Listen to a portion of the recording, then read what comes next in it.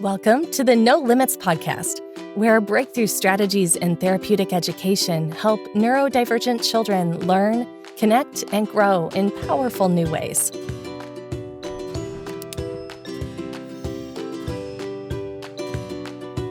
Hi, and welcome to the No Limits podcast. I'm here today with Savannah Moffett, our wonderful teacher at No Limits Academy. Welcome.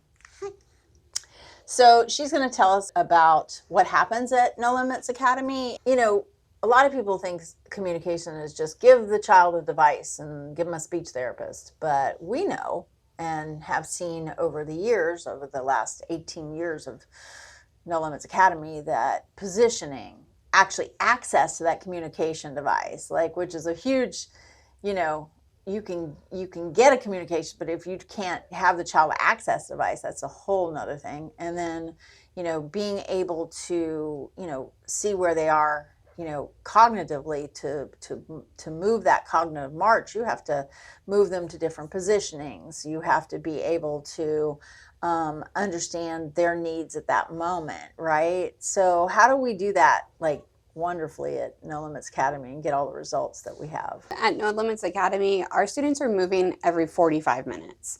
They do not stay in their chairs. We follow their PT directives provided by their physical therapist that tells us what equipment they're allowed to go into. Right. And we're changing that position constantly.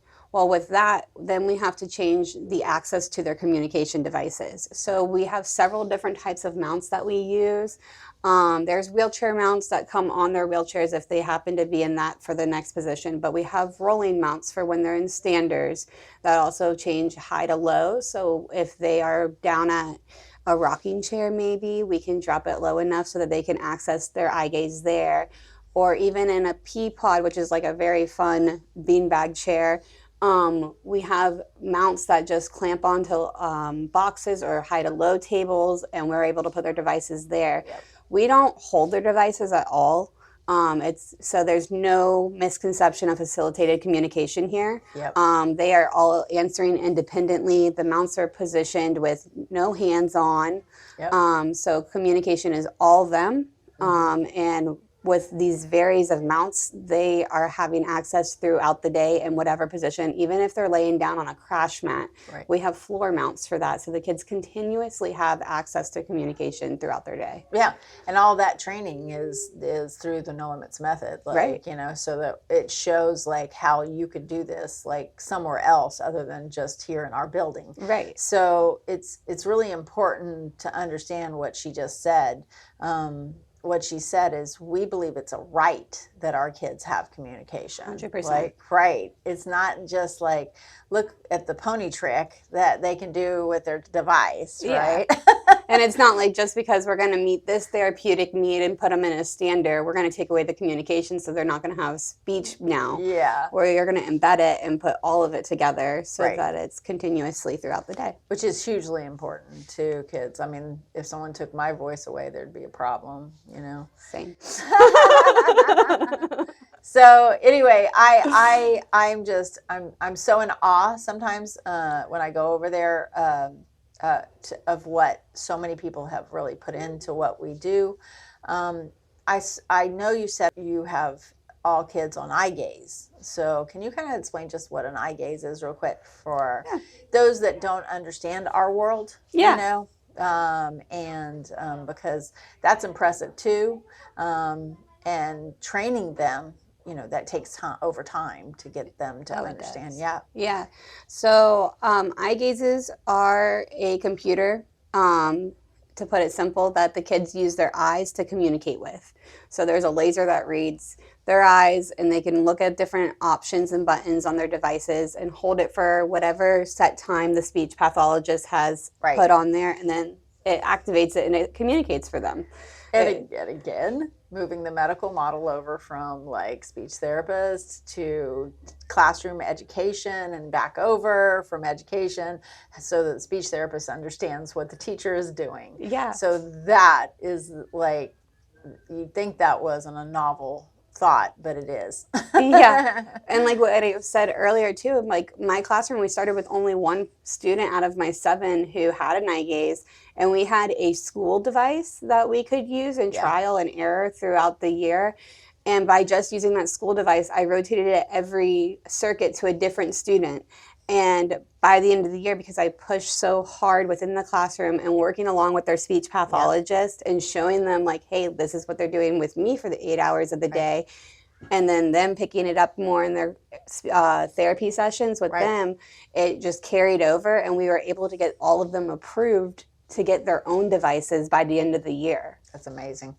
That's amazing. That is just so wonderful, because that's what it's all about, is making a difference in these kids' lives. Yes. So I have a really interesting question. How do you know every child's unique communication and the way they communicate? Like, how is it that you know that? Because you're not expecting them to all respond in the same way. Right. So that's always like really like intriguing to me, how you guys like pull that out of them. So it first starts with the speech directives. So we get those and we read them. We learn their style of like their field size. Like, so how many options are they supposed to be choosing from? Are they an eye gaze user? Do they have a touch tablet that they're talking on? Then we learn how to prompt them. So sometimes the directives will indicate their prompting style, which tells us like keywords to teach, to say for them to activate, like, oh, I'm asking for a response here. But then it's more like we just get to know that child on that personal level, and then continuously working together with the speech pathologist and learning the connection between them, the device, and our classroom, and how it all works. We also have, like, during training, I train the teachers. We learn about the different prompting hierarchy. So there's different levels of how to prompt a child, between full assist, from physical touching to just verbal. We also go over processing and wait time, because that looks different for everybody. Even your neurotypicals, we have different processing and wait time. Absolutely. So that's all different. We have to learn that. And it changes. It's like, so one day their processing and wait time could be super fast, but the next day you could be waiting up to 5 minutes, and then you're on to another student and they shut out the answer. So we teach that, and we train our teachers how to identify those things. We also teach about visual and auditory learners, because there could be a student, it took us a couple months to figure it out, but he would go through all the options after you ask him, and he would touch them all to hear them and see them, and then he repetitively would tap on his answer that he was like, nope, this is what I want to say. And then we picked up, okay, that's how he processes, and that's how he is telling us, okay, this is my answer to your question. So we'd have to sit there and go through all of that for his motor planning of like how he gets through. So you described all of that, and I'm going to just refer back. You described all of that, and all those things that you now know, right, are OT, PT, and speech therapist. Like, correct? And then you pulled it over into your realm and then ran with it, and the success that you're seeing is because of that. So I just want to make that very clear to everyone, that it's like, it is a collaboration between the disciplines to be able to achieve this with a very organized way. And that is why the No Limits method is there. And that's why you'll see her on videos in the No Limits method. And because for all these years, we've been researching this to make it happen in the right way for our kids. And we're seeing such success. And you as a teacher feel very successful because you're empowered. Right? I'm heavily supported by the therapist, and I know I can go to them if I'm coming into anything and I'm like, hey, like, it's worked yesterday, but I'm hitting a wall today, and I've tried all these things. What other approach can I take?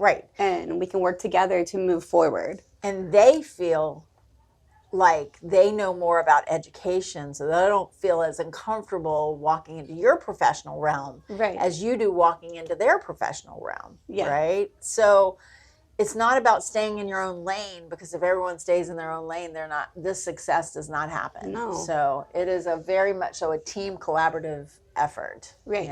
Thank you for being here at the No Limits podcast, and have a great day.